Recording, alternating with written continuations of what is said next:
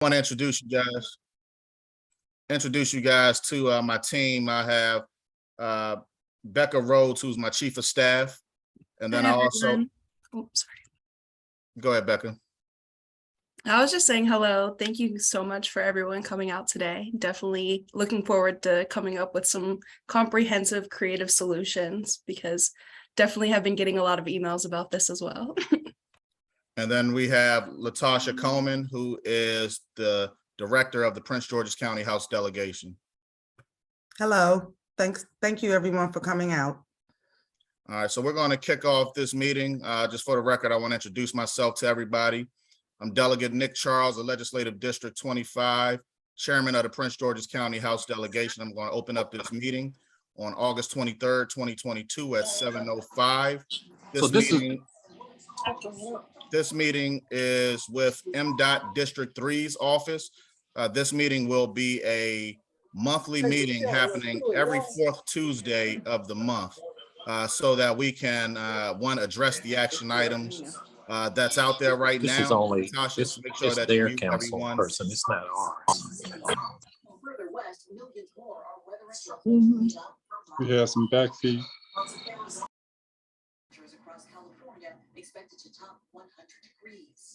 And can everyone, when you come on, please mute yourselves. I know my staff is going to be muting folks as they come in. And if folks get on and start talking now, she'll mute you.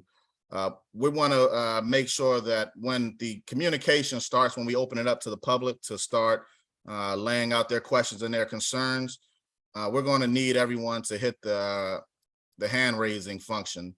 That way, we can start seeing everybody and acknowledge everybody one by one, so we don't have everyone talking over each other, because we got about 100 people in here right now. So moving forward, just please, when we get to that portion of the meeting, hit the hand raise function. And if you really got to get that question out there or lay out your issue and concern, please put it in the chat. That way we can copy everything from the chat. And we're going to utilize this chat, whatever comes out of that, and all of your concerns that are brought up. We're going to hopefully lay all of this out as open actions that they have to get back to us by the next meeting next month. That sound fair to everybody? A head nod to do. All right. Sounds good. All right. From the MDOT District 3 office, we have Justin Schmidt. I want him to introduce himself and let you know about him, let you know about District 3, and then we can start getting into the business of tonight. Justin, the floor is yours. All right, thank you, Delegate Charles, and good evening, everyone. I appreciate the opportunity to speak to the community about the issues we're having, as well as find out any additional issues or listen to any suggestions you might have moving forward, because we're definitely open to ideas to get us outside of the box of what we're currently doing. A little bit about myself. I'm the Assistant District Engineer for District 3, responsible for maintenance. That entails everything within Prince George's County from the state highway perspective. I've been in this specific position in charge of maintenance for Prince George's County for approximately a year. So I'm coming into a lot of things that are both within and out of my control, but we're dealing with and trying to come up with solutions to get things into a better place.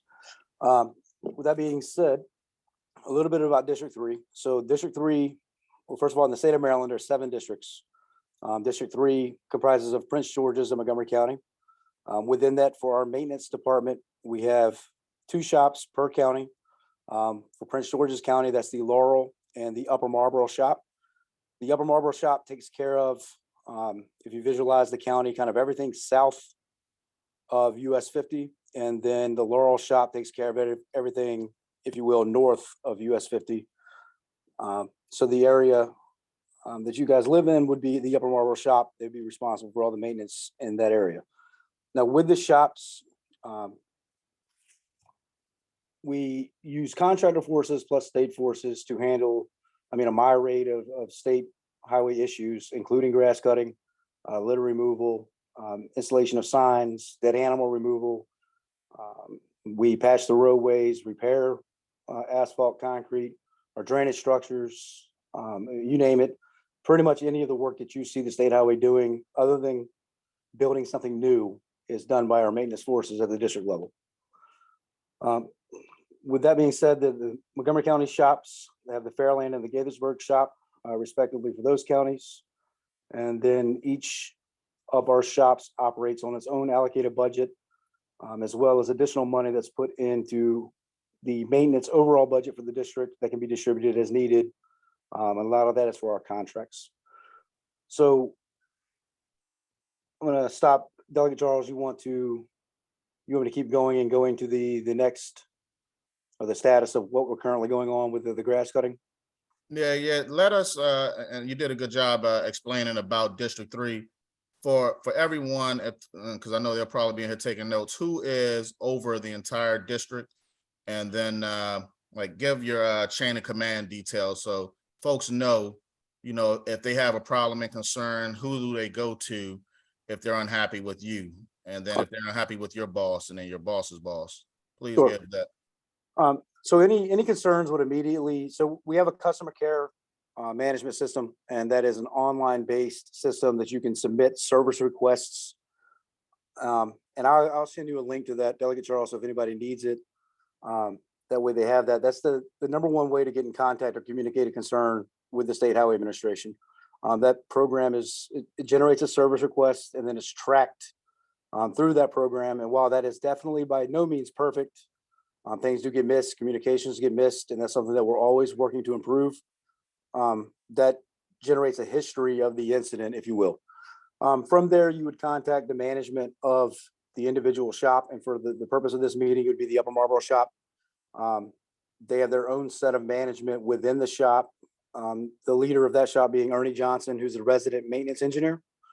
From there, any concerns can come to me directly regardless. However, any concerns with anything within that process would come to me. Like I said, I'm the assistant district engineer of maintenance for District 3.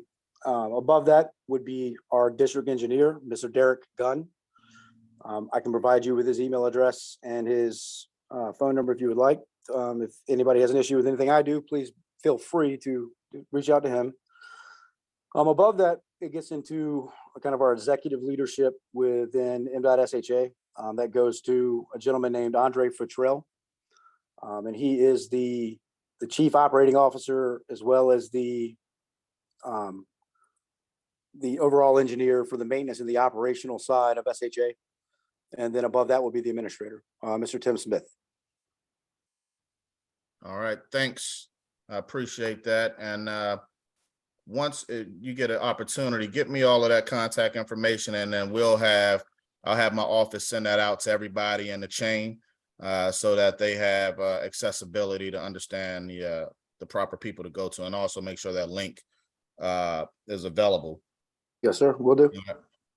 All right, so now we're going to go into one of the major topics that you and I talked about recently, and what started from a lot of the frustrations is seeing the grass overgrowing on all of our roads right here in Prince George's County, but not seeing the same thing happen in Montgomery County, which is also a part of the District 3 office. And myself and a lot of the residents, we've all been up in arms about this issue. And so getting to the discussion about the contract and why the grass has overgrown, and give us an update on everything surrounding that. Okay, absolutely. So first and foremost, our maintenance forces that are actually state employees assigned at each shop do a phenomenal job taking care of the routine maintenance, but their job is more so focused now on dealing with customer concerns as well as emergencies, and making sure that nobody's going to get into an accident because of something on the road, or something needs immediately to be repaired so that we don't have flooding. It's kind of outgrown their scope just due to the sheer volume of work in the area.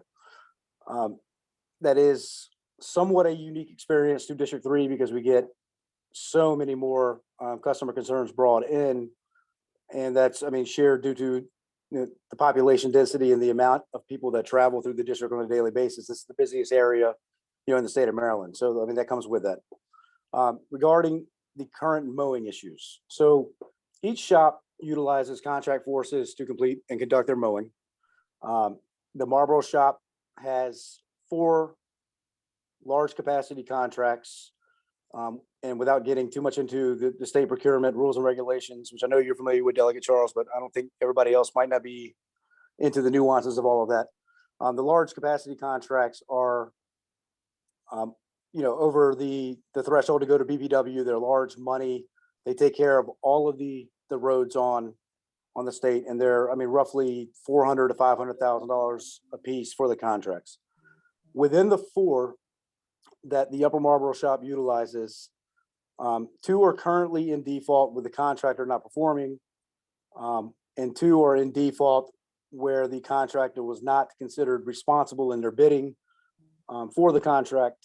And what that means is that even though they submitted all the information to be awarded the contract, for reasons of their own, they're not able to actually perform the contract.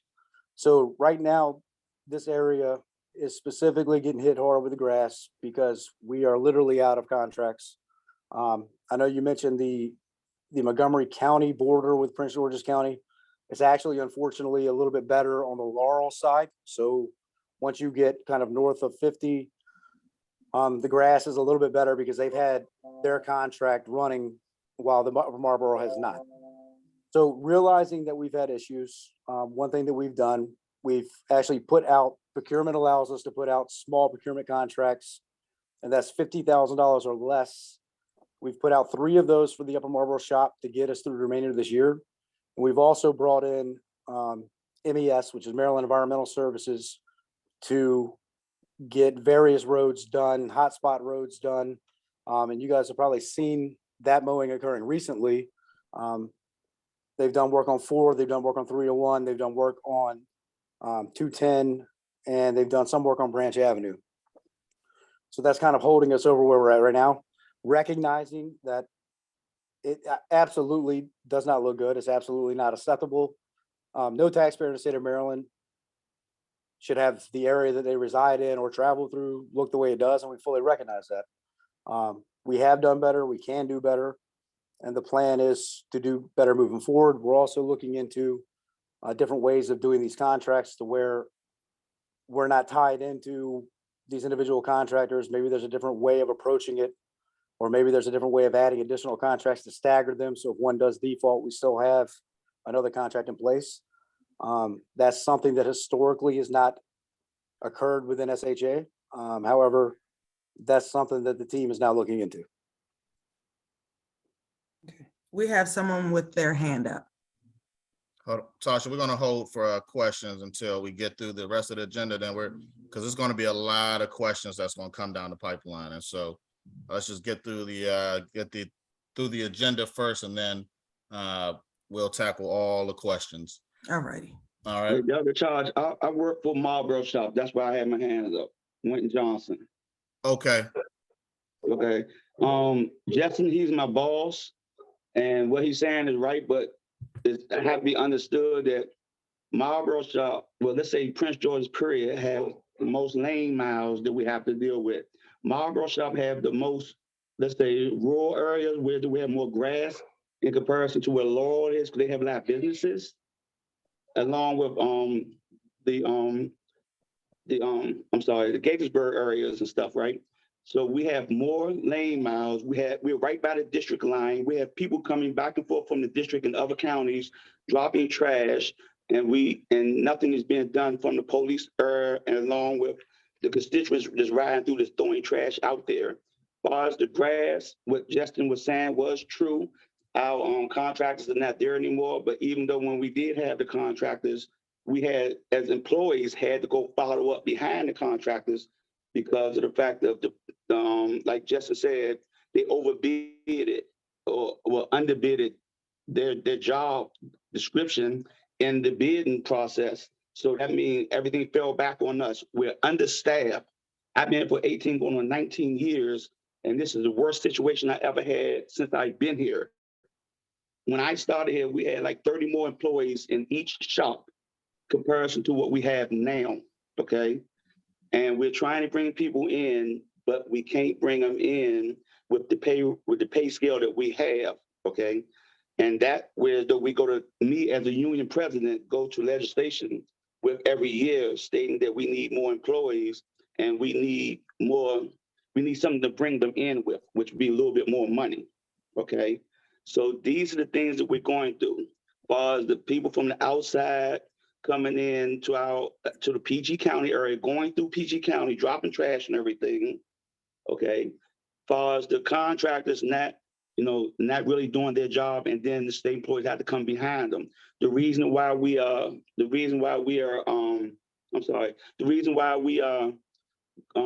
going behind them is because of the fact they're not doing it, they're dropping off. And then we still have other work to do other than grass and trash. We have potholes, we have digging ditches, making sure that you don't fall off the road with. You're muted. As you go talk to Justin, and by me being in that facility, I can tell you a little more that he might not touch on, okay? All right. Thank you, Mr. Johnson. That kind of segues into the next part of the discussion I want to have. And that is in particular to Prince George's County, Charles County, Montgomery County. A lot of you saw the press, the story that was done on News Channel 4 in terms of 210 and how the grass was cut all the way up to the Charles County line and then it was stopped. And then so the Prince George's County line, we had no grass cutting until somebody made a reference to it, and then we finally got somebody out. Then the same thing goes in terms of Montgomery County and even the Laurel office, the Laurel shop. The Upper Marlboro shop has way more lanes, way more grass to deal with, but yet we have the same amount of staff in the District 3 Upper Marlboro office than in terms of the rest of the offices across the area. And obviously there are some issues with that from a manning perspective, from a funding perspective. Justin, I need you to go into details about that if you can. And what do we need to do to fix that? Okay, absolutely. I'll start with the lane mile because I know Winton brought that up, and he's absolutely right that these lane miles, I mean, every number that I'm going to provide you is simply, it's a data set, it's a number. It doesn't really represent the amount of the road that has grass versus a sidewalk versus, a concrete median. I mean, all of that obviously plays a factor in our maintenance. So for the Prince George's County as a whole, first of all, District 3 as a whole has 3,424 lane miles within the district. A lane mile, in the way that, we use lane miles for all of our maintenance activities, but the lane mile means that 1 mile on 495 with 4 lanes would be 4 lane miles, not 1 lane mile, just so everybody understands what we're talking about. So there's not 3,000 total miles of road in Prince George's, it's complete total lane miles. So of the 3,424, Prince George's County has 1,797, and Montgomery County has 1,627. As we're concerned more about the Marlboro shop and their lane miles, so they do have the most in the district. Their lane miles are 980. Laurel has 817. Fairland has 844, and Gaithersburg has 783. And while Gaithersburg really does not have an urban district within it, it is important to note also that even though they are 783, the vast majority of their lane miles, they are doing mowing and things like that as well. They don't have some of the infrastructure issues or the built up infrastructure that like Laurel and Marlboro are going to have. Marlboro is very unique in the fact that it goes from urban through suburban and right to rural, all through in the same area for the same shop. That's unique in the state of Maryland. With that being said, the positions at each shop within the district, and I don't know necessarily what the positions are outside of the district. It's going to take me a little bit more time. Maybe the next meeting I can report on that. But I've got to get those numbers from the districts. The Marlboro shop has 48 positions. The Laurel shop has 45. The Fairland shop has 45, and the Gaithersburg shop has 35. Getting into a little bit about the funding that the shops have.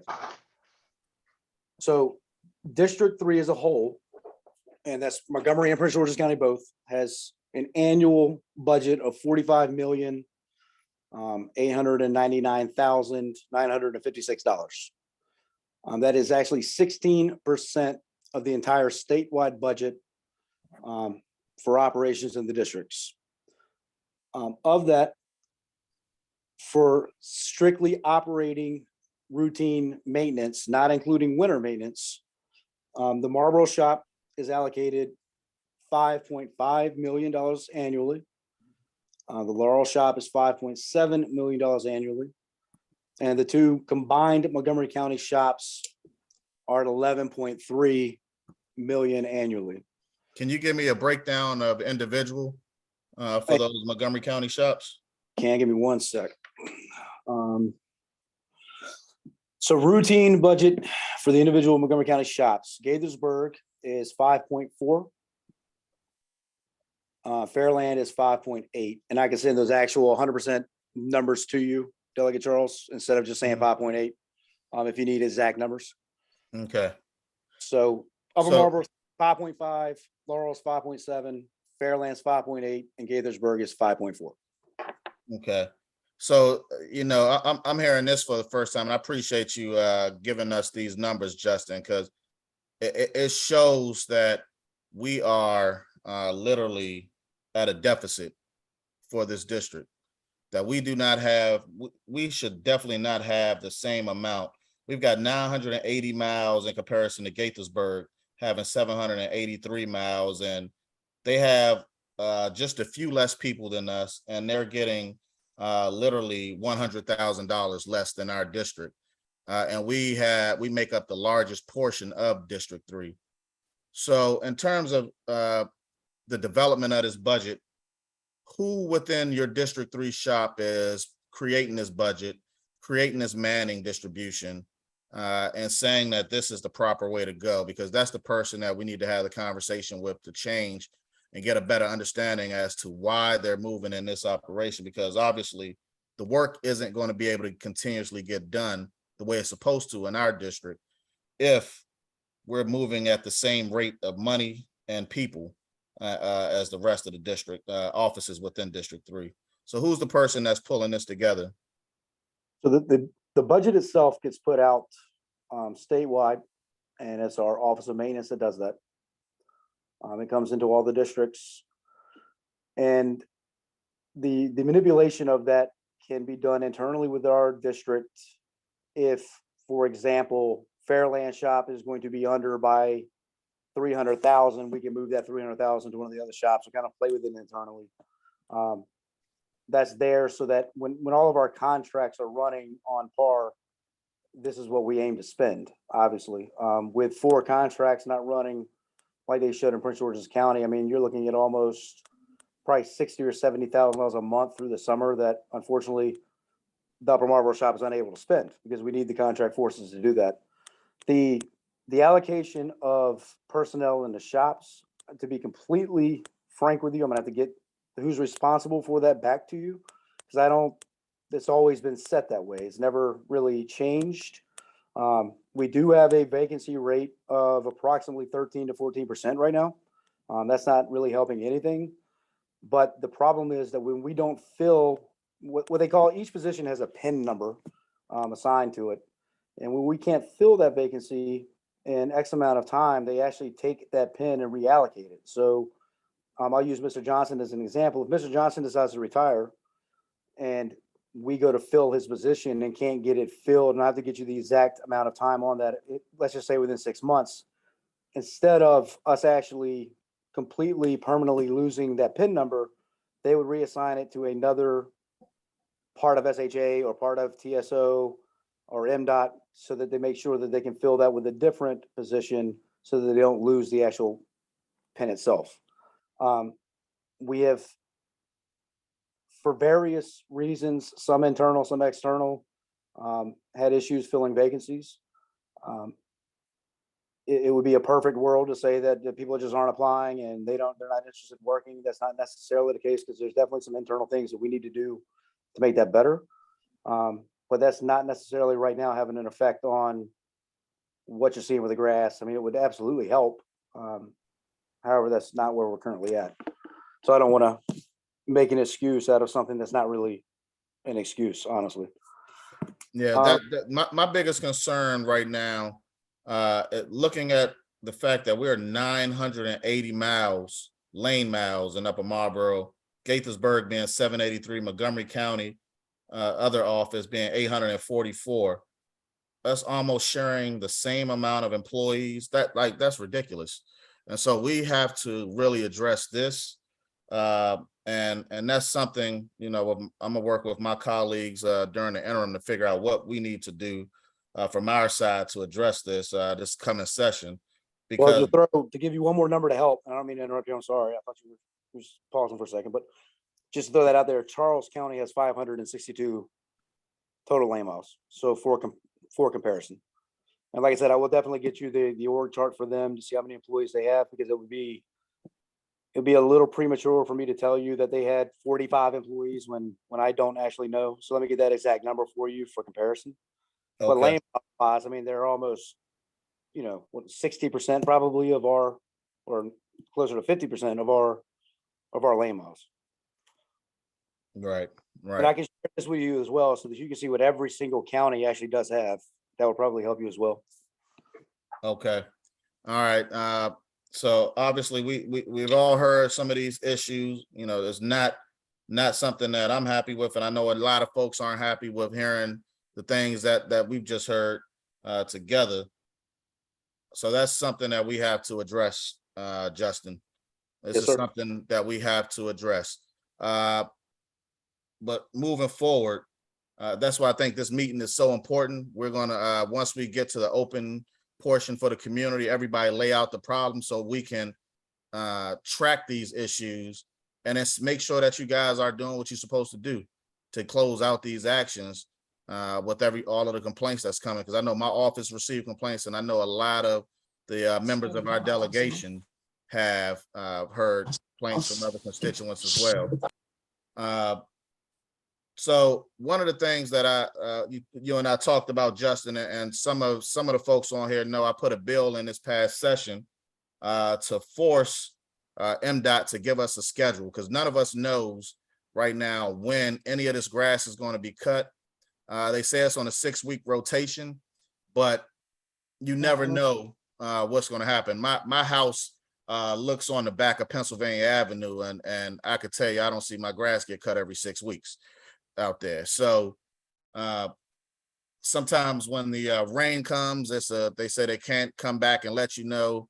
They stop the schedule and move on to other things. If rain comes, or if there's a manning shortage that particular day. What are you doing right now for the current grass cutting schedule? Like, what's coming down the pipeline? We've got issues all over the county. What do you see coming down the pipeline right now? Like today, what's happening tomorrow? What grass is getting cut tomorrow? What's getting cut the day after tomorrow? Like, how are we going through this rotation? Sure. And I appreciate that. You and I have been discussing that, and we're working on, regardless of the bill, getting you a schedule and getting on top of that. And I think you and I both agree that as long as we're transparent about where we're at, or communicate any delays or what have you, there's no reason not to, honestly. So the 4 to 6 week cycle is the closest that the shops can say based on the specification of how we're supposed to cut grass. So grass gets mowed down to 6 inches. That's typically using tractor mowers, and we are supposed to engage cutting the grass or begin a cycle when the grass reaches between 12 inches and 18 inches. Typically that is 4 to 6 weeks. When we have the contracts running, that's what we're actually scheduling them and paying them to do every 4 to 6 weeks.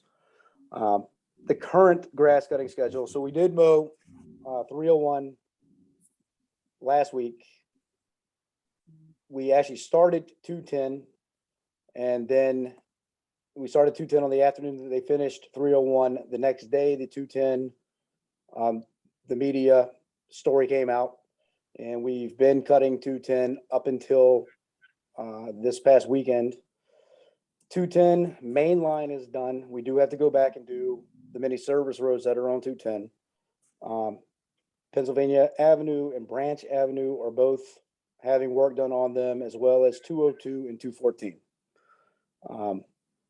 I can get you, I don't know what they finished up today on those routes or where they're at necessarily, but I can get you that information. And once we get done with 202 and 214, we're going to be moving into 704, as well as checking up on Silver Hill Road, Allentown, Suitland Road, and those areas as well. So there is a game plan in progress. The MES contract helped us out tremendously once they started mowing, and we're moving along with it. Now the shops, so the Laurel shop is currently actually in Marlboro's area assisting their mowing 214, and the Marlboro shop is actually out mowing 202. So that's state forces that are out assisting with the mowing as well. So the next thing that we're looking at doing is bringing Laurel's contract in for the final mow. And if we do that, as long as there's enough money left in their budget allocation for that, because that contract's about to expire, they'll be doing a complete cycle through every road in Marlboro's area and actually mowing back to the woods line on every road. We do that once a year, typically the ending cycle. So that's where we are with the grass cutting schedule. Moving forward, I look forward to working with you. I know we're going to get that rolling.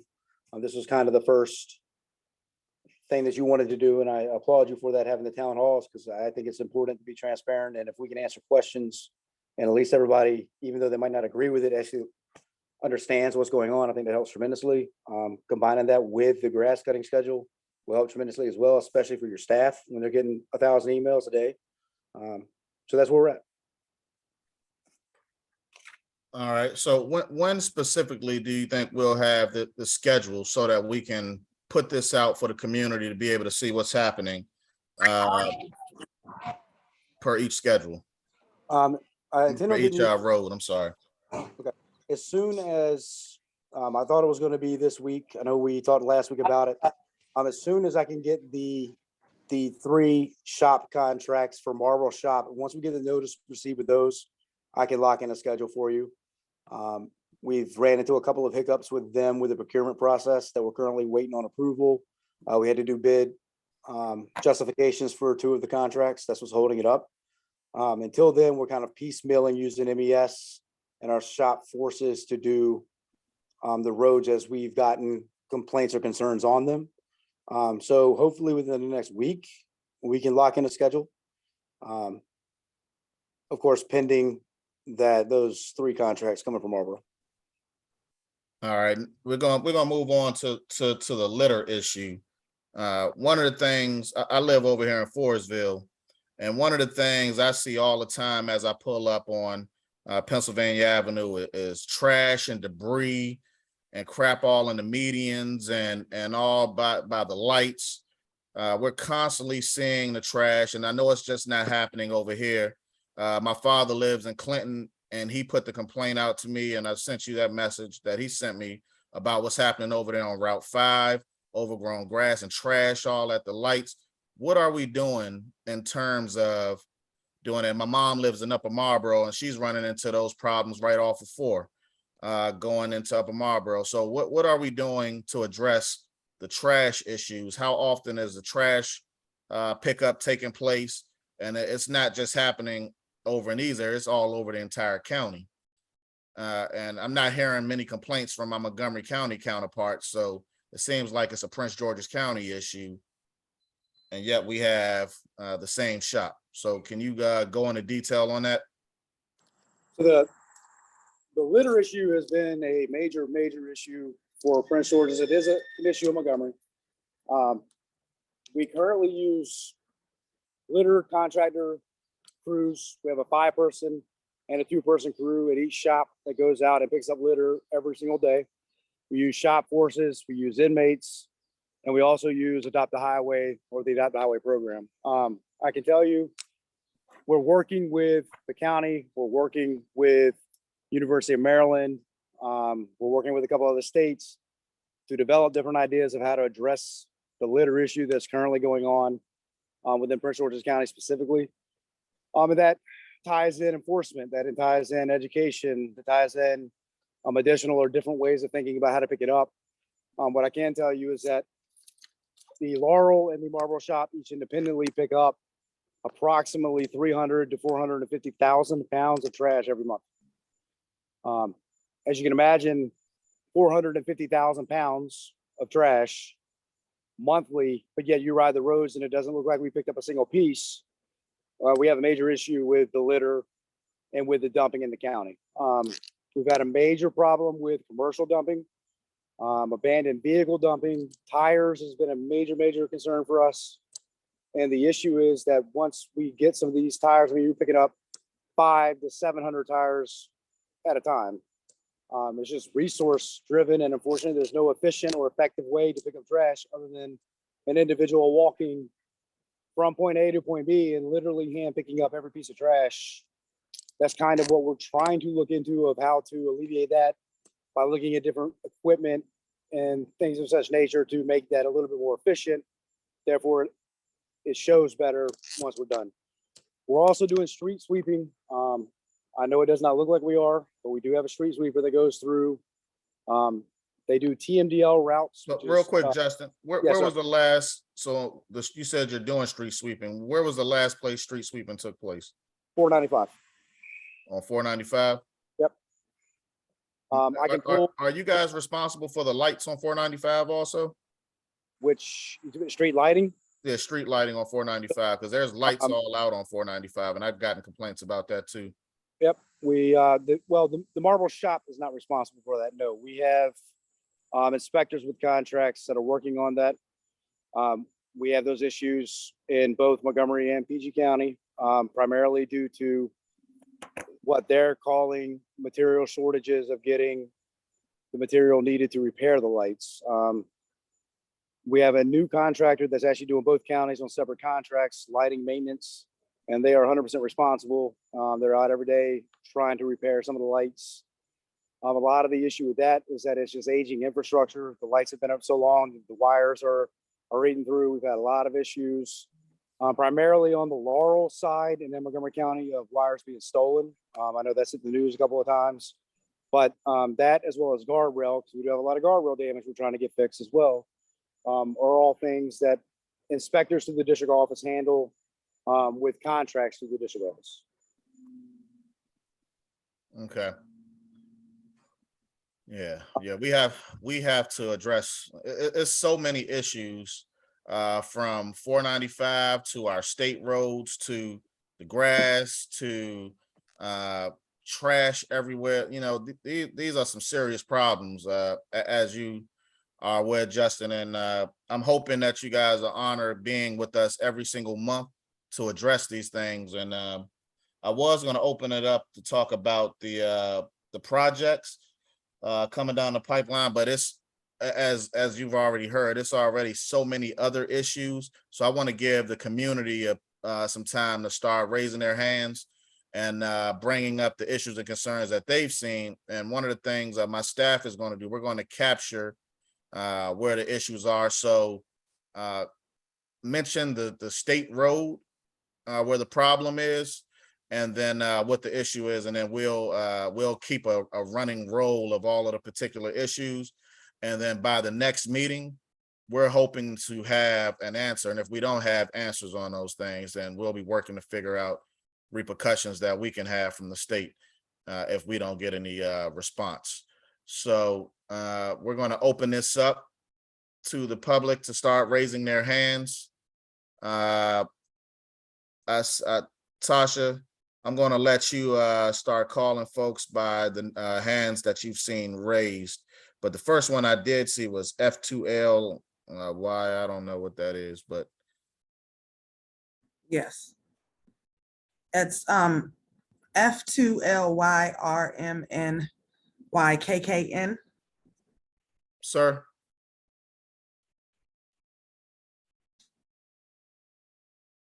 Sir, we opening questions up to you. Go ahead. I'm going to This is Okay. Theon Parker, Marlboro Riding Homeowners Association Vice President. And one question. It was refreshing to see the MDOT crews present on the overpass on Route 4 over 301 about 2 weeks ago, the week of August 8th. That area and all the exit on ramps and off ramps off of Route 4 in the Upper Marlboro area are laden with trash along the curves, and the grass is too high and uncut. So it was refreshing to finally see an MDOT crew present. What was disturbing was when I came back through, they didn't pick up the trash before cutting. So what was left was a lot of cut debris and grass in the small area that they did cut. So my question is it the practice of the MDOT crews to not pick up trash before cutting the grass?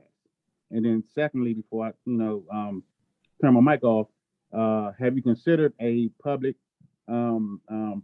private partnership where like HOA communities like the one I'm a part of, we can get volunteers? There are 3 or 4 communities right on Ritchie Marlboro Road. We can probably pool together volunteers if we can set up like a Saturday along with the MDOT crews. If you can bring your trucks, bring trash bags, we can, bring our PPE items and help pick up the trash if you can mow that day.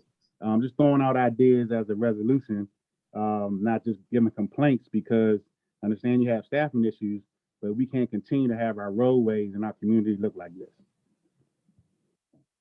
Thanks, Theon. I think the next hand up was Mr. Bettis, Larry Bettis.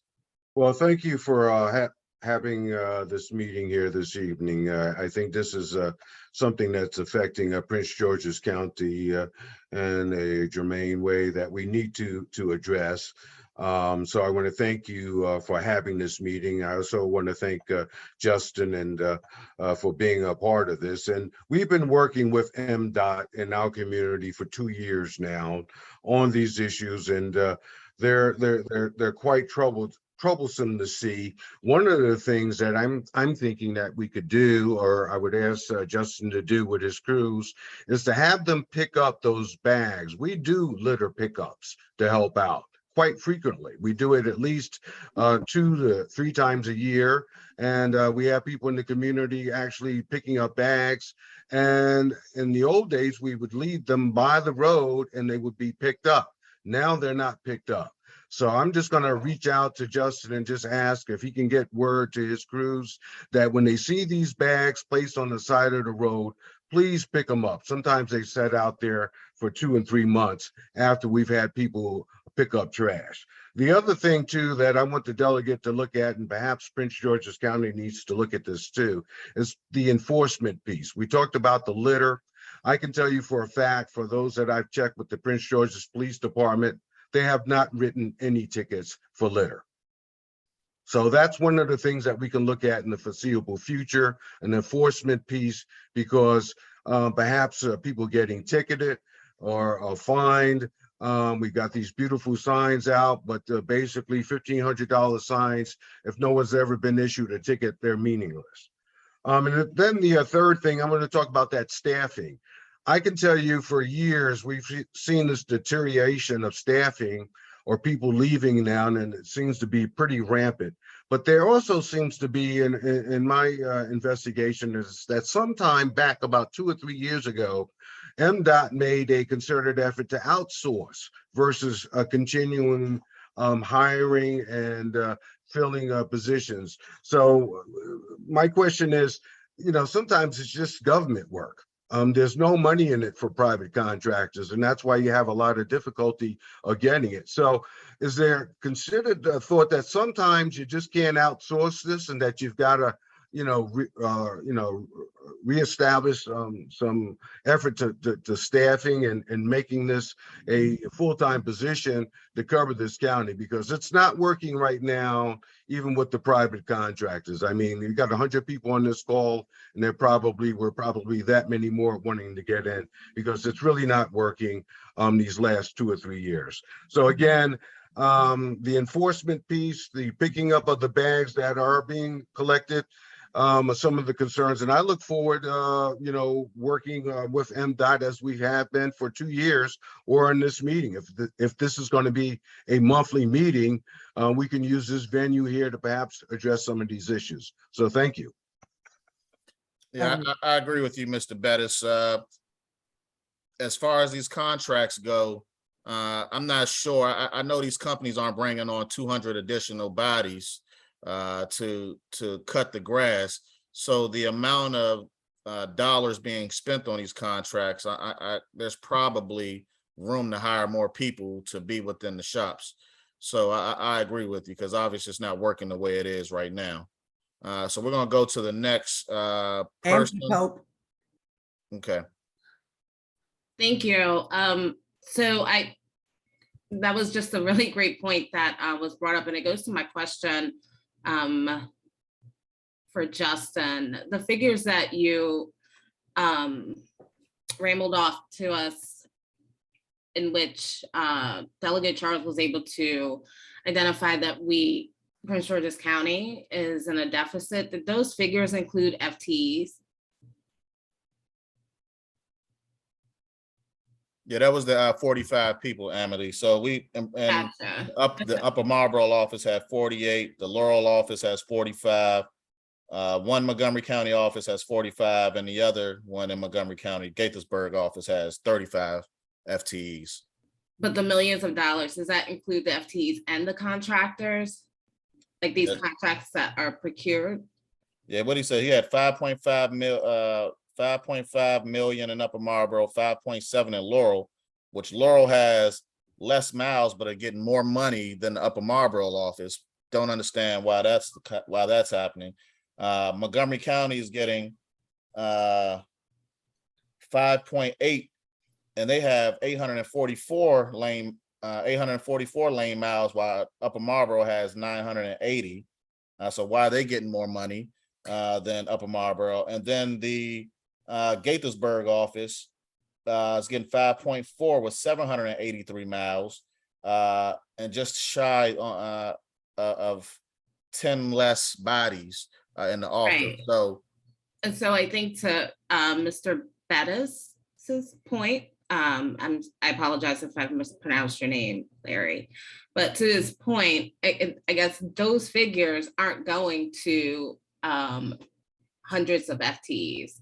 And so the contracts that are being procured probably don't hire individuals. I think the point that Larry just made is actually something that needs to be reworked, maybe, or implemented rather. And the idea of contracting with private groups may be something that there may need to be something really looked at, because there is no vested interest in the community when those contracts are procured. And then lastly, are they procured at the county level or at the state level?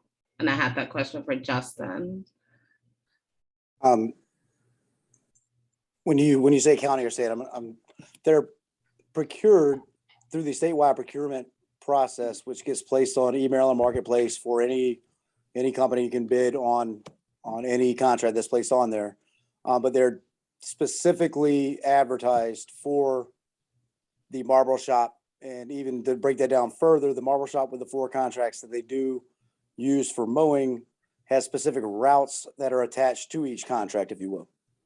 I don't know if that answers your question. Well, let me ask it another way. What entity signs off on the contracts? What entity approves the contracts? I mean, we approve it at the district level, then it goes to our Office of Construction for approval.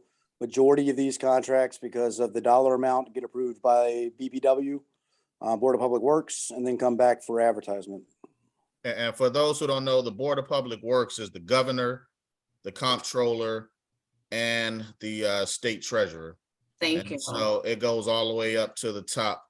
And e-Maryland Marketplace is a repository for contracts for the whole state of Maryland, and it was forced to have all of the agencies utilize e-Maryland Marketplace, because another issue that we're faced with in our community, which is another topic, is accessibility to jobs and contract opportunities for small businesses. So forcing the agencies to utilize a open market so people know when opportunities exist so they can compete for them. So red tape definitely in the way, and it has to go all the way up to the Board of Public Works. These are some long drawn out processes. Thank you. Yeah, Delegate Charles, I'm glad you actually just brought that up, because I mean, some of the problems when we do have a contractor that defaults is the fact that to get a new contract out. Once the advertisement goes out, companies place bids, it closes. The lowest apparent bidder is notified that they're the lowest apparent bidder, and it goes through a whole bunch of other processes. And then they receive what's called a notice to proceed. Once they receive the notice to proceed, that means that the contract's 100% locked in, ready to go. We can actually start using it. The money's put in our financial system to pay them. Everything's approved. But the downfall of that is once they receive a notice to proceed, we cannot go to the next lowest bidder if that contractor defaults without going through an entire new contract process that, because of the money amount and the processes that are put in place, I mean, you're looking at 6 to 9 months to get a new contract out. And that's kind of where we've fallen into this year. That even though, I mean, going into the year or the grass mowing season, if you will, we had contracts in place. With the time frame to get new contracts once something defaults, even moving the fastest it possibly could, we're still going to be out of grass mowing season. And all of this has taken place prior to us being able to get a new contract in place. And like Delegate Charles said, it is red tape, but it's a necessary evil, because people at some point were choosing not to do the right thing and not to give people opportunity. So it's a double-edged sword, but it's the system that we have to stay within place and use. Are you good? Are you done, Amity? Okay. Okay, Yeah. so we have Mike C. Yes, thank you, Brother Charles. I think we're part of the same mega chapter, Gamma Pi chapter. So I really want to thank you for this effort, and I hope we come to some type of resolution to this. But on a broader issue, the litter creates the devaluing of our property, our homeowners' property, and that is a big issue. A lot of homes out here are very nice, very expensive. So when we don't aggressively tackle this, that affects our property values. 2, we have to be concerned about business development. We're always talking about we don't have the restaurants, we don't have the grocery stores. When these companies take a look at our county and there's excessive litter, they don't want to come to our county just from the optics of it. So let's try to work on that. I'm all about working with solutions. I'm with the Cannon Creek Homeowner Association out here in Upper Marlboro. So I would love to work with you, Delegate Charles, to work with our community advocates, our homeowner associations, to see how we can help you all. Because apparently something is broken and we haven't been able to fix anything. When we talk about a 6 to 9 month wait to get a contract out, that's really unacceptable. So I'm on the community side trying to get some assistance and help you all, try to do what you can from a community standpoint. Because I love Prince George's County from the bottom of my heart. I've been a homeowner for the last 30 years, and I really want something done about the grass cutting and the excessive litter. It really gets under my skin. So I don't want to get on the soapbox about it, but I'm here to help in any way that I can, and I'll be contacting Justin and the I think it's the right Reverend, to try to get this thing resolved. Thank you so much. Thanks, Mike. Appreciate you. Tasha, who's next? Miss Terry Newton.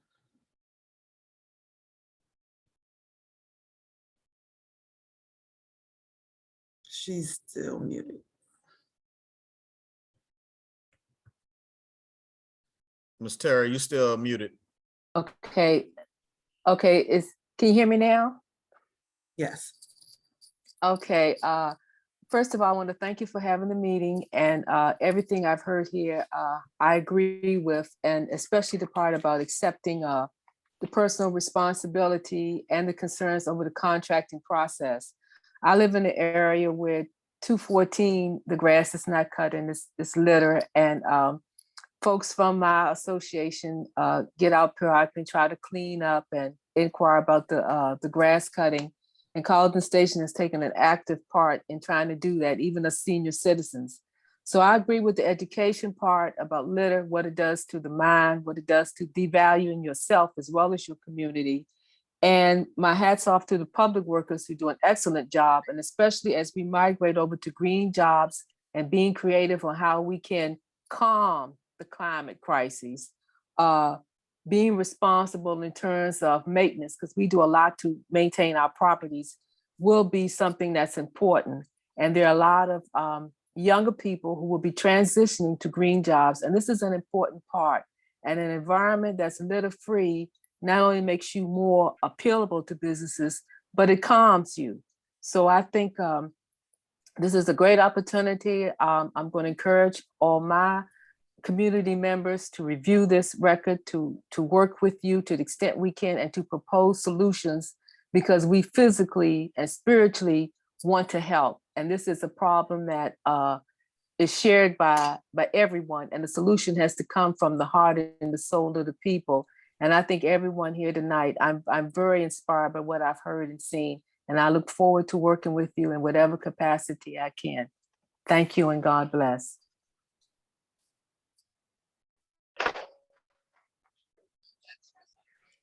Okay, next we have Juan Johnson. And again, please excuse me if I mess up your name.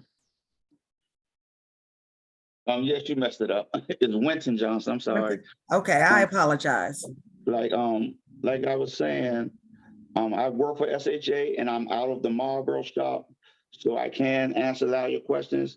But I did put in chat, would it be a whole lot grateful if you would let Justin or myself answer the questions as your constituents ask them, so we won't be behind when it comes time that they want to hear the answers. Okay, when we go back to before the young man for Mr. Bettis, when he was saying about files the ramps, okay, you have to think about like this: the ramps is a hideaway. When you go around the ramps, nobody see you throw litter out. So that would be one of the most hot spots that we will have. When we pick up the trash, it comes right back out because it's a hot spot, okay?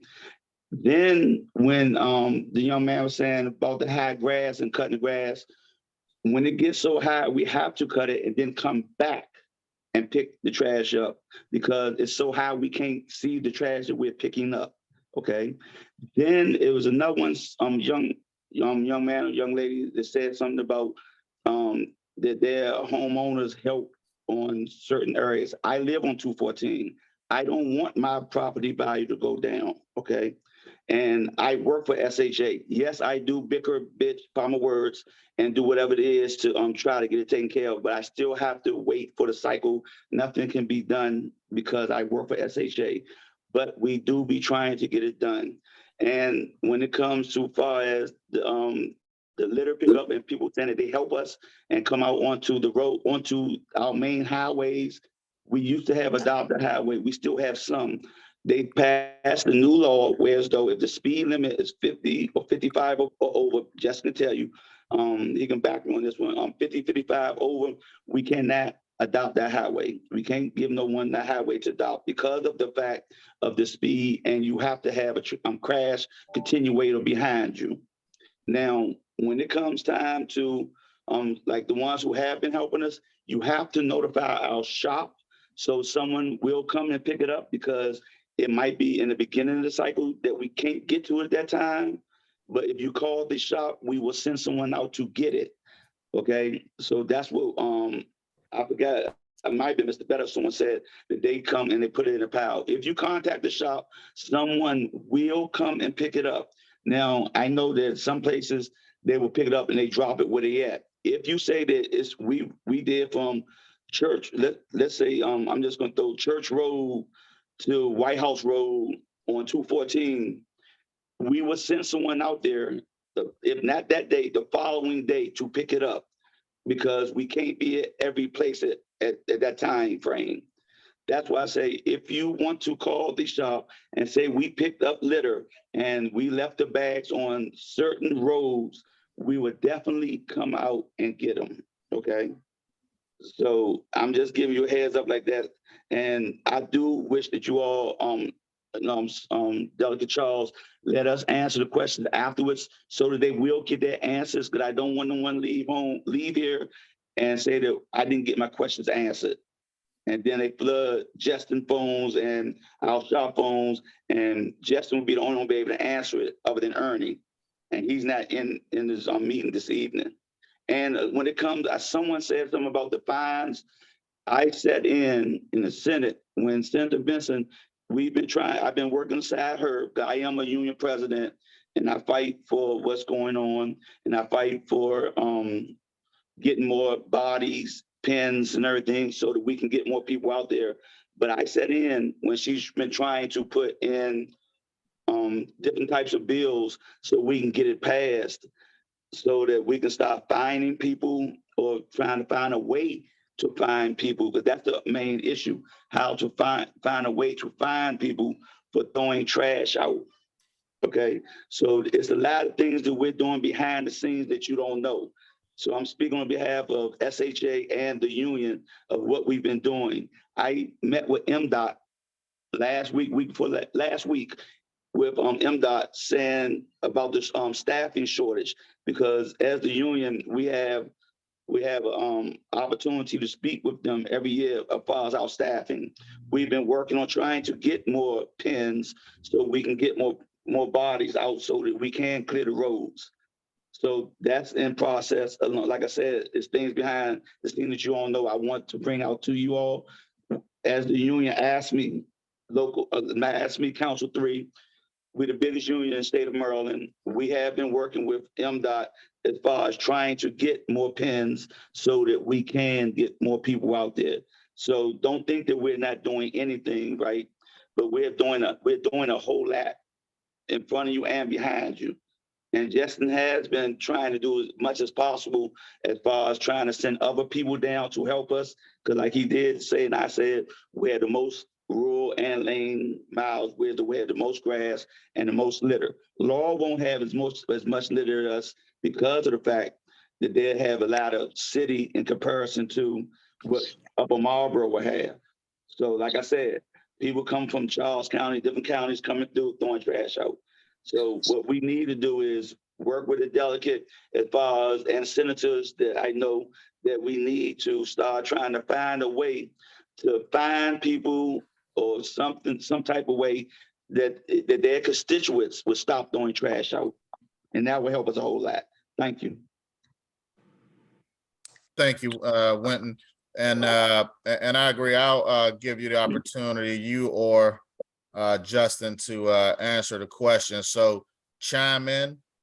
We don't have you on mute, so chime in if a question pertains to something that you guys are doing. And I see Senator Melanie Griffith has stepped into the meeting as well, so I just want to acknowledge her for joining us today in this discussion. Okay. Thank you, and thanks for your leadership, Delegate, Mr. Chairman. Thank you, Senator. Tasha, who's next? BJ Hawkins. BG Hawkins. Sorry, BG Hawkins, yes. Good evening, everyone, and I do thank you for holding this town hall. A lot of what I wanted to say has already been covered, and I do understand the gentleman from the Upper Marlboro office and what he's saying about the ramps being hot spots, and that's for litter. But when I look at the ramp coming off of 495 Landover Road towards Upper Marlboro, it's not just the litter that I see. I see overgrown bushes, overhanging bushes, weeds, high grasses. It doesn't look like anyone has taken a mower or a trimmer to that exit ramp. And I particularly call out that one because that's the one that I use the most. 214 ramp headed towards 301 north.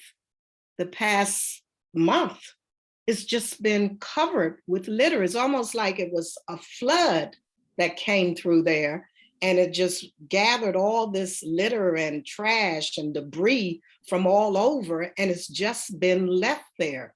And it was still there yesterday morning. So I don't know what the problem is with that ramp.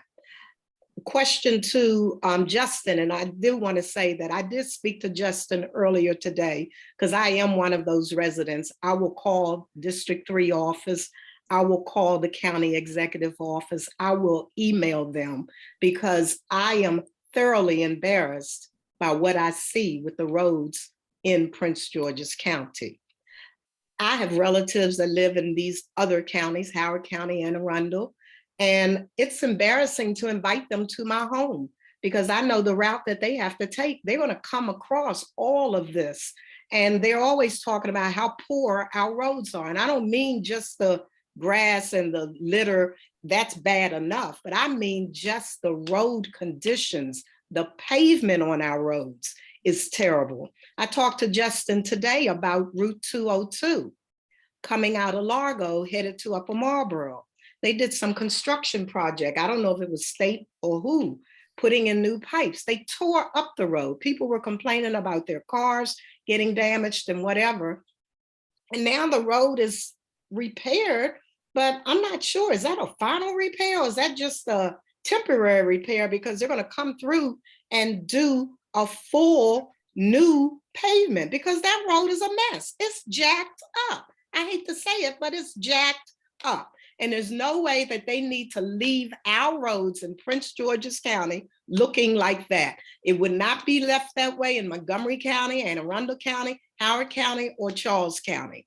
And then the part about the litter, and I'm gonna let you go, it's not outsiders that are coming into our county doing all of the littering. Right now, we are the choir, those of us on here, and I understand a lot of other people tried to get on, but there's that 100 participant limit. We're the choir. There are so many people littering in Prince George's County. We cannot blame it on people coming out of DC. We cannot blame it on people coming out of Charles County. We need to look inward and look at what we're doing as a people to ourselves. And advertising signs, I'm sorry. You know, I can remember when Elsa Brooks took office, County Exec Elsa Brooks took office. She had a campaign where she was going around picking up signs a couple of weekends, then it stopped, then she did it again. And as soon as she does that, just like the litter, people come back and they put these signs out again. Their names are on the sign, their business names on the sign, and the telephone number. So why can't these people be fined? Why can't these signs be picked up? Every time they put them down, why can't we pick them up? Now, believe me, I'm gonna tell you something. If I'm at a light and I see a sign, I pick it up and I put it right in my car and I go about my way and I take it home and put it in my trash, because I think it's a horrible eyesore. All of these things that we've been talking about today, they are eyesores for this county, and they're bringing our property values down. And as the gentleman said, we can't even get businesses and restaurants to come to Prince George's County because we look this bad. We look bad, everybody. We look bad. Justin, Delegate Charles, I thank you very much. And any other delegate, anybody that's representing the county executive's office or whatever, we look bad and we want change. We demand change. Thank you all. I'm sorry, I'm leaving. Bye. Thank you. Ms. Hawkins, you said a lot, and I appreciate you for being here and bringing up your concerns as well. That's why this is going to be a monthly meeting. We're going to lay all these issues out on the table. There's over 100+ comments in the chat, and I know my staff is working to capture these, and we're going to bring these same issues back to the table this next month to see if they have been addressed. And if they haven't been addressed, then we have a big problem on our hands. And then in addition to that, we're going to there's going to be more issues and concerns that are going to come up once we go into next month's meeting, and then they're going to have answers and address those issues as well. But this is a start, and I'm happy that we had everybody show up and join us in this meeting. And it's gonna, next time, we'll increase the capacity. I just was messaging my staff. I didn't realize we were only limited to 100 people on this call. So next time we'll have it open for more of the community to chime in and be participants in this meeting. So Tasha, open it up to the next person. Well, Ms. Hawkins, Sorry, go ahead. I do owe you a phone call tomorrow. I was working on getting the information that you and I talked about today, and then I ran into this meeting. So I will call you tomorrow to follow up. One thing I do want to bring up that you mentioned is the illegal advertising signs. I don't know exactly how long ago it was. It was prior to Delegate Charles being elected into office. However, the General Assembly did pass a law, I want to say probably 8 or 9 years ago, that allowed the State Highway Administration to fine for advertisement signs. We initiated that, got probably 2 months into it. And then in my understanding, due to real estate companies lodging complaints, we were told to no longer do that. So Delegate Charles, if you could look into that and see what the status of that is, and maybe we could get back to doing that. I think that that's actually on the books for us to do, and would help somewhat get some of the illegal stuff off the roadways. Yeah, because if you drove down 202, as you told me you would today, you would have seen so many intersections that have those illegal signs posted. And it just seems like at school time, they just start popping up all over the place. Sure. I mean, I don't need to, unfortunately, I don't need to go through 202. I can go to any intersection in Prince George's County. Yes. Or any more urban environment. They're everywhere, unfortunately. I mean, they're stapled to things, taped to things. They're on posts in the ground. I mean, they're everywhere. So I agree with you. Thank you. Okay, next we have Reverend Richardson. Good evening, everyone. How's it going, Delegate Charles and the rest of the guests that are on, as well as your panelists? I just wanted to share a few things. One is the state of South Carolina and the state of North Carolina, they do have litter campaigns and that are very successful. In North Carolina, they have a campaign that's called Spot a Litter Bug. And littering in North Carolina roadways is illegal. They have a program where if you see someone littering, you can report the litter bug. The public can report those who litter by contacting a management section of NC Department of Transportation. They can fill out an online report form, or they can call a number. They also have a Swat a Litter Bug app, where people can submit complaints by the app. They have fines that they issue. I dropped a lot of the information into the chat. Fines anywhere ranging from $250 to $1,000, 2 points on their license.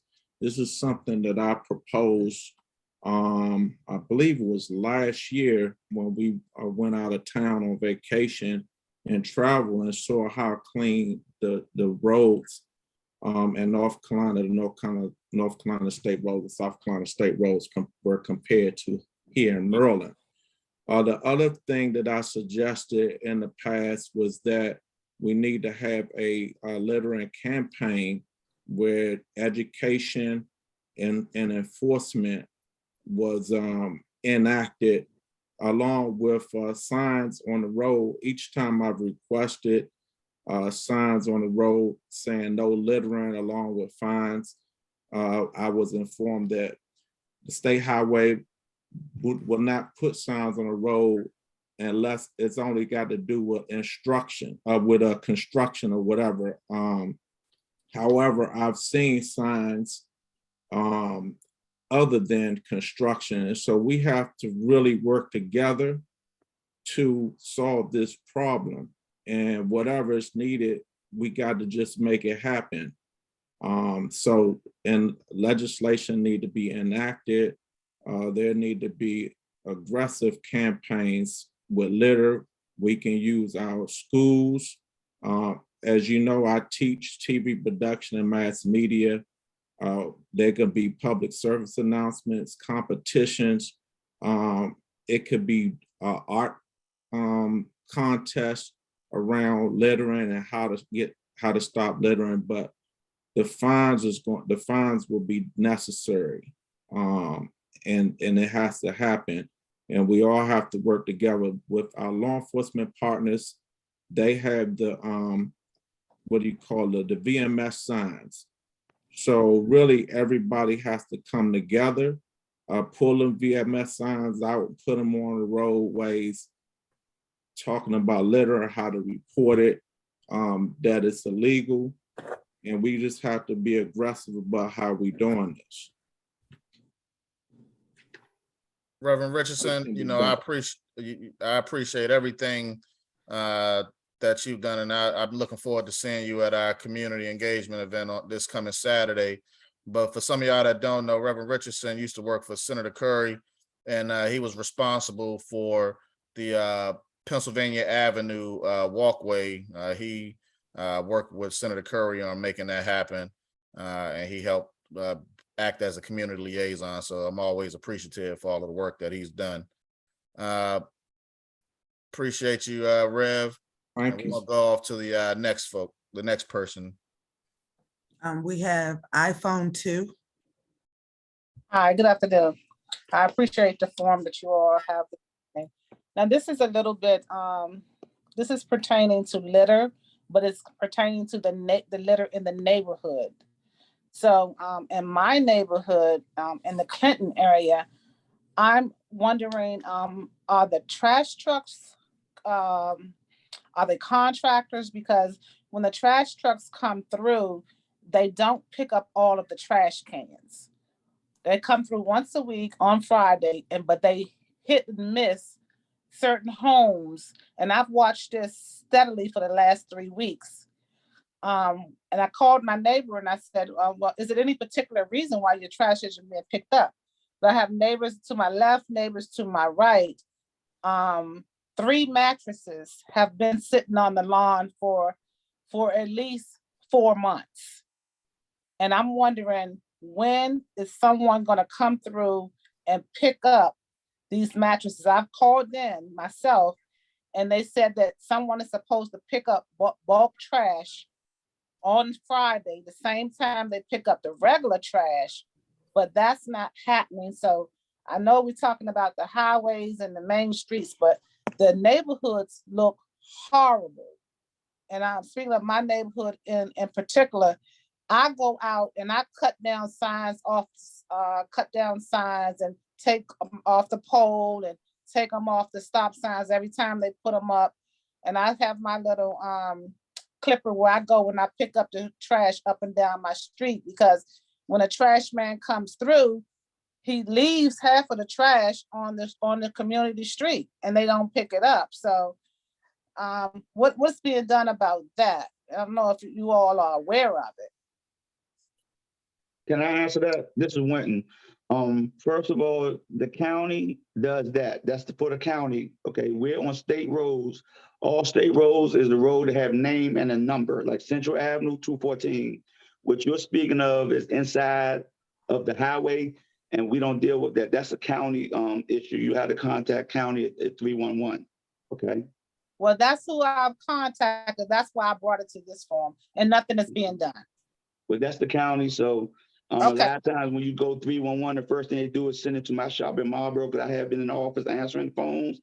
And we'll direct you to the proper channel. But what you're speaking of for sure is a county issue. Okay. Okay. Thank you, sir. Sure. Well, is there someone from the county here now? Yes, my name is Latoya Crump. I'm with the Office of Community Relations. So I had a question regarding the mattress, because they would not pick up the mattress if it's not wrapped in plastic. So is the mattress in plastic? No, there's 2 mattresses out and there's a chair out there, and they've literally been on that lawn for 4 months with no exaggeration, and they are not wrapped in plastic. Okay, so that's why the trash staff is not picking up the mattress, because that is a requirement that it has to be in, like, you know, a plastic bag.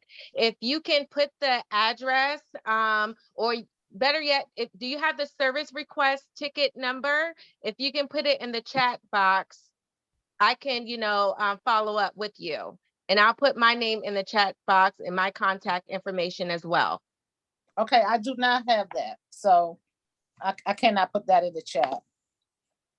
Okay, did you call 311 to report it, or? Yes, I called 311 to report that, and I called 311 to report that the trash cans were not being picked up on my street.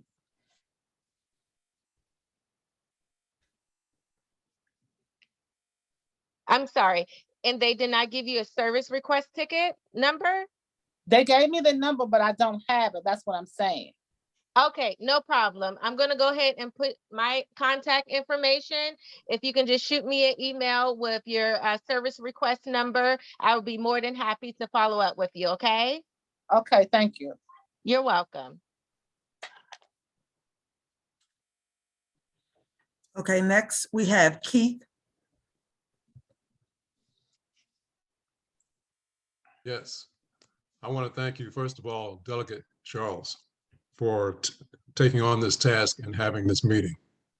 At some point, I think we have to face front wherever we need to show up. If you call us for Annapolis or wherever we need to go en masse, because we are structurally set for failure. These numbers here are so unacceptable because this has gone on for entirely too long. So I thank you for the task and will support. But I want to talk a little bit about solution, a possible minor solution. We used to have boot camps where the prisoners would come out, they would do whatever they could, and I'll take 1% as opposed to 0 at this point, but I understand that Prince George's County has been unhooked from the program out of Jessup. I would hope that perhaps someone could follow up. That's point number 1. Point number 2, anytime you have a shortfall in labor, and I think this would go to Mr. Winston Johnson, and I thank you, sir, for your expertise. Do you have equipment malfunction issues? Because we've gone through COVID, you can't get parts were always an issue. And even if you were fully ramped, could you operate with the equipment that you currently have? Okay, I'm sorry, as far as the inmates part, it's untrue what you said. The inmates do come out when they send people out. When they have people on lockdown, they don't send them out. When they don't have enough people to send, they don't send them out. Okay, for them to come out, they have to come into the jail and be in for a certain amount of time before they can release them out on boot camp. Okay, so lately they haven't had enough people to be able to send out, because PD County is not the only county or district that uses boot camp. Okay, coming out of Jessup. And as far as equipment wise, the equipment that we do have down, Justin is aware of. So what he's been doing is been substituting the equipment from another shop down to our shop. So we will be able to, so we do have the capacity of equipment to do the work. It's just that we don't have the manpower to be able to do the work, but we're trying to do the best as we can. Okay, so like I was saying, when it comes to equipment, if something go down, until we get it up, Justin, he pulled something from another shop to send down so that we will have that in replace of the one that we'll have down until it get fixed. So I appreciate that, sir. So Okay. that the boot camp scenario rotates throughout the counties, throughout the state of Maryland. We are still not in line, or are you saying we are in line? I mean, that's a question I'd like to get clarified. Okay, what it boils down to is Laurel Shop gets them from there, we get them from there, and I don't know what other shops get them from Dorsey Run. It's called Dorsey Run down in Jessup. Okay. So every morning they will call our shop and talk to our tech manager and say, well, we don't have enough people to come out, so we can't send them out. They have to have a certain amount of number. They just can't send 1 or 2 people out. So they have to have a certain amount of number to come out, first of all. And second of all, if they don't have the amount of people to come out, they can't send them out. So that's why we've been a little behind with the boot camp. And if you remember at the beginning, Justin did say that we use boot camp as another, like, somewhat of a contract to help us with them picking up litter. But like, it's been a little lately that they didn't have the people or the heads to be able to send them out. But we definitely need it. And then you have to think about, we had Southern Maryland used to come out, but they shut Southern Maryland down. So that cut us off. So it's not like we can just go bust and jump in line and say we need everybody to come here from Jessup, where they already had them, sending them in different places, while we had people coming from Southern Maryland. Okay, so that cut off a lot of us when they closed Southern Maryland correctional facility, to where though we just had to rely on Jessup. Yeah, I can understand that. Okay. Okay. Well, no, Does that answer your question? Oh, no, I thank you. And I've enjoyed the conversation. We are Vice President Surratt's Village Homeowners Association. We have all the same issues. Delegate Charles, we stand behind you. You have our support. And I want, This is my wife, Deborah. I want to thank Ms. Hawkins, and I am so disappointed too, as of Clinton. Every time I ride down Piscataway, I'm sick. I'm sick of this field beside the American Legion hut. The field is it's awful. I turn to go up on 5, there's trash. And, you know, like the gentleman said, this has devalued our homes. And also the violence we begin to have in Clinton. You know, once an area begins to look trashy or it looks bad, you know, this began to bring a lot of violence too in our area. And we didn't have that balance like we had a lot in Clinton, like we have now too. And again, I thank you, Delegate Charles, for bringing on this meeting to take care of this issue that we're having in our county, because it is an issue, and this grass and this problem is terrible. It's terrible, and it hurts me to know when I drive around Prince George's County, and I had to go over to Virginia today and look over there and see how clean that area is.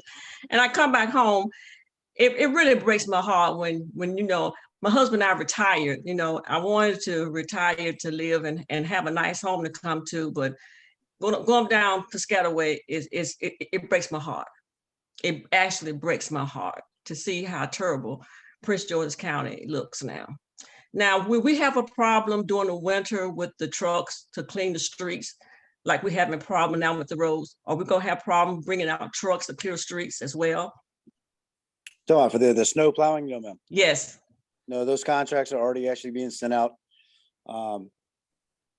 They go through an actual different process for the winter budget and through the winter contracts. Okay. So yeah, there will be absolutely no, I mean, that's one of the absolute top priorities of MDOT SHA. So that's going to be a non-issue. Okay, because I don't want to go through that, you know, having problems, because they said the almanac for the winter is we're gonna have a pretty little rough winter coming up for this year. And I don't want to have to go out and, you know, and have the roads bad as well. But again, thank you all for having this meeting. I look forward to, you know, having more. And I'm putting trust into Delegate Charles that we're going to get things better. And I do believe that this too shall pass. Thank you so much. We thank you, ma'am. Thank you, sir, and thank you, ma'am. You guys brought up some really good points, and it's going to take all of us to make this happen. And so you see an issue, we all need to be reporting these issues, and then you bring it to us in this group and it'll grow. You know, like I said, we're going to increase the capacity, and this is going to end up growing so we can get the issues right in front of these folks and hold them accountable to these issues. Tasha, we have Belinda Queen. How you doing, Queen? Thank you so very much, you guys. Sorry, you guys, I'm out of town. I'm in Williamsburg, but I'm so glad she brought that up as I've been listening on you guys, because I have a lot of time here in Virginia, and I have land in Virginia, and I don't see that. I come through here, when you come through, the streets are clean. Even being here this week, I've been here. People are constantly cutting and cleaning the grass.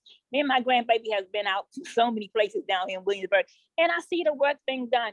I'm gonna tell you guys, I don't know nobody else. I retired in 2008, but I didn't retire to have to do work that our elected leaders are doing. Delegate Charles, I thank you for what you're doing and what you're trying, but we gotta demand better. We have to demand more.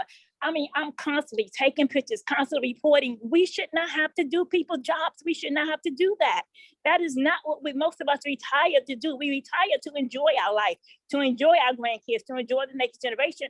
But we're constantly being told to keep reporting, that's not our job. I don't mind doing it because I don't want to see it, but we really should not have to do it.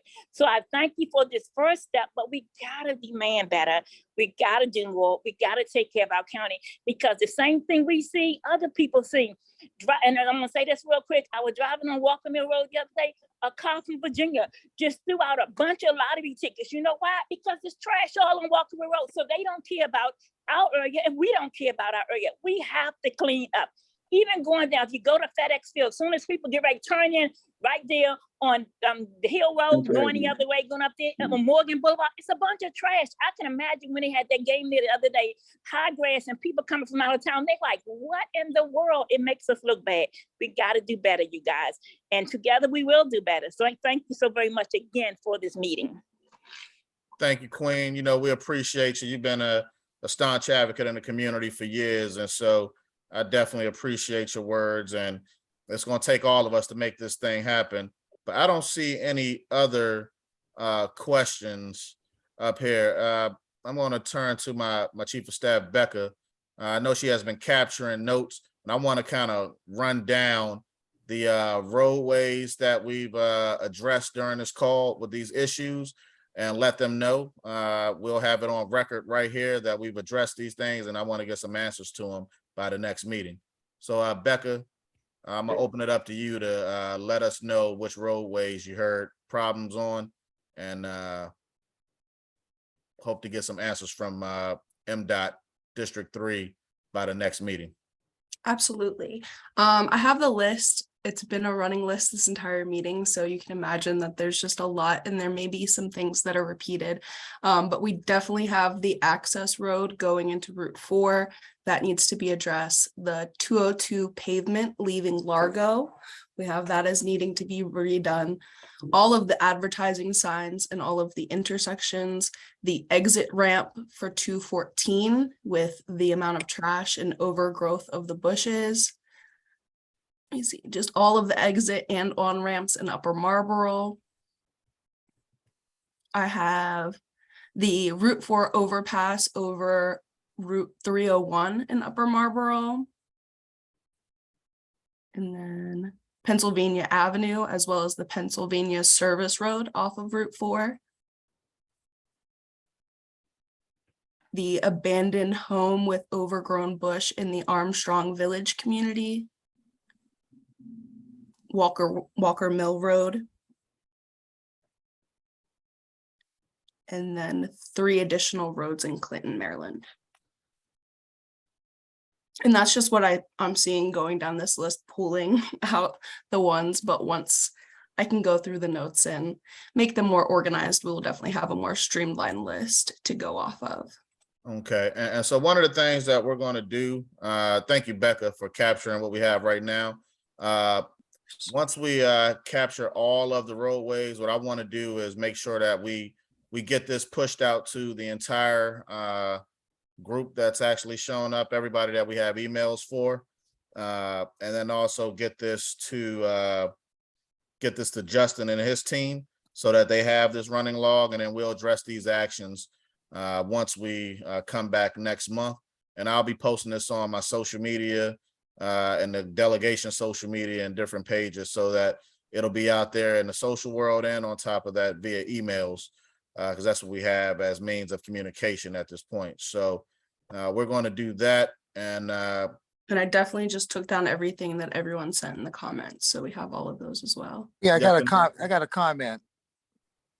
Can you hear me? There? Hello, can you hear me? Was that Sabrine? We can hear you. Yes. Name is Dennis Friday. And I'm in the Fort Washington area off of 210. And I do appreciate they start fixing up 210 after about 4 or 5 years, but they're definitely laying new roads out, but it's still dirt and trash and high weeds and bushes, and especially on Fort Washington Road and 210, when you make the left over to the service road, people just throw trash there at that light. I mean, just bottles and trash. And what can we do? I mean, in terms of putting some cans out there or sort of beautify 210. 210 has been looking a mess for years. And I hope that, our leaders, I know back 4 or 5 years ago, even 6 years ago during election time, that was one of the promises. They're going to get 210 together, clean it up, and everybody's, vote for me. I'm going to come out. We're going to clean up 210. But 210 has been a mess over the past 5, 6, I guess, maybe 10 years. And we just start seeing some improvement over the last year and a half with new roads and new bridges. So we do appreciate that, but we have a lot of work to do, without a doubt. And the politicians, the county exec. I wish the county exec was on this meeting because it's very important. She's the leader of the county, and I wish she could have been here to discuss what's going on with our community. So definitely put 210 on your list, Indian Head Highway. So that's all I have to say right now, but I appreciate the meeting, and this is a start. So we can do it. We all can do it. We just have to work together, but we just have to hold our politicians accountable to getting things done. And that's what it's all about. Mr. Friday, I appreciate you. And thank you for sharing your concerns and issues about 210. And I saw Amity, you had your hand up for something. I actually put it down, but since I have a couple seconds, I added another road and many other people did afterwards. And I see Becca shaking her head in agreement. Yes, ma'am, I have them. Thanks. Yeah, and someone else also just let me know how to save the entire chat. So I have my entire list, and then I will definitely cross-reference with the entire chat to make sure we have everyone. All right, and we're going to finish off with Reverend Richardson with the last question, and then Justin, I'm going to give it to you, and then we're going to close this out because I don't want us on this call all night long. All right, Delegate Charles, I don't have a question. I just want to make sure that everyone understands the difference between a county maintained road and a state maintained road, because I saw that Hillmar Drive, Regency Parkway, Walters Lane were added in the chat. Those are county maintained roads. Pennsylvania Avenue is a state maintained road. Any road that has a number on it, that is a state maintained road, like Maryland 4, Maryland 5, Maryland 210, 214, 258. So when it comes to a county state road that is not maintained by Maryland Department of Transportation or State Highway Administration, is maintained by the Prince George's County Department of Public Works and Transportation, and you will contact 311, or you can use the online system that I dropped in the chat. I dropped the Maryland Department of Transportation system in the chat, as well as 311 and the online system in the chat. Thank you. Thanks, Rev. I appreciate you. And Becca, thanks for capturing all of these, all of the different concerns.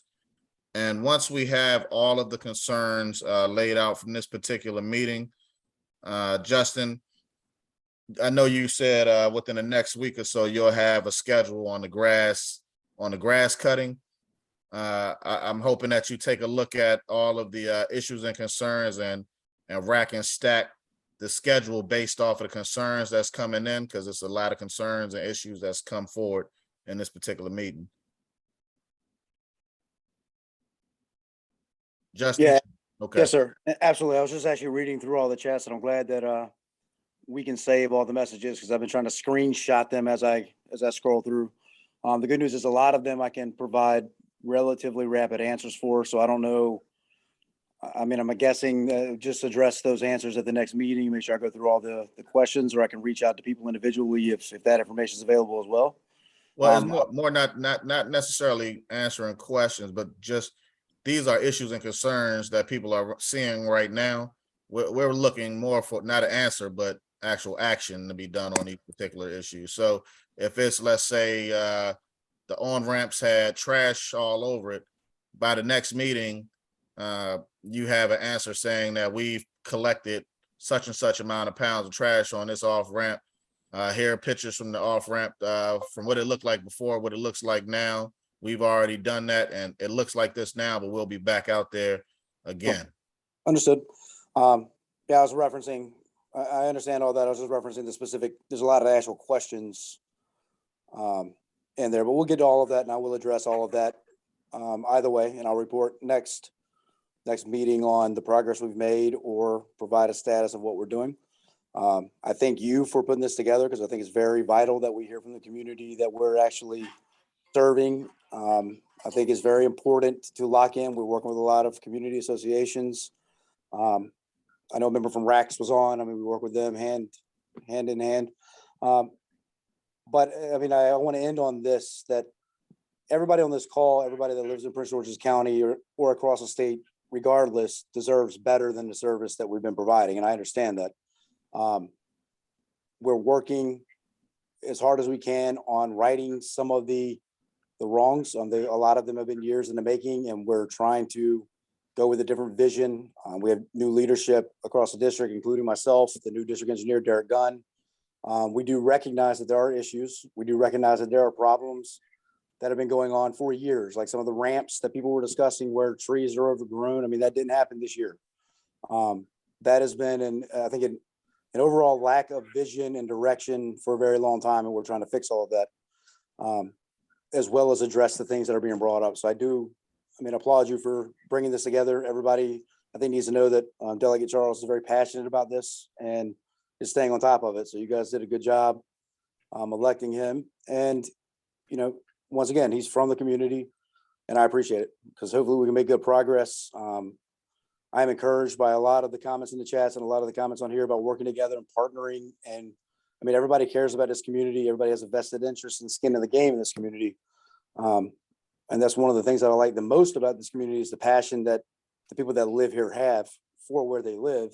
And you shouldn't have to go out and pick trash in front of, your neighborhood. You shouldn't have to worry about the grass getting mowed or, weeds growing up. It's just, we've got to take a little bit of time, a little bit of redirection, get some new contracts out and come up with new innovative ways to knock some of this stuff out where, historically the past 10 years, we've been going in an opposite direction. So I agree with everyone's comments. I apologize for everyone's comments. There are no excuses for what's going on.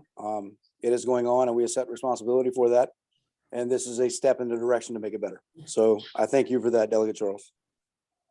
All right. Winton, did you want to say anything before we close out the meeting?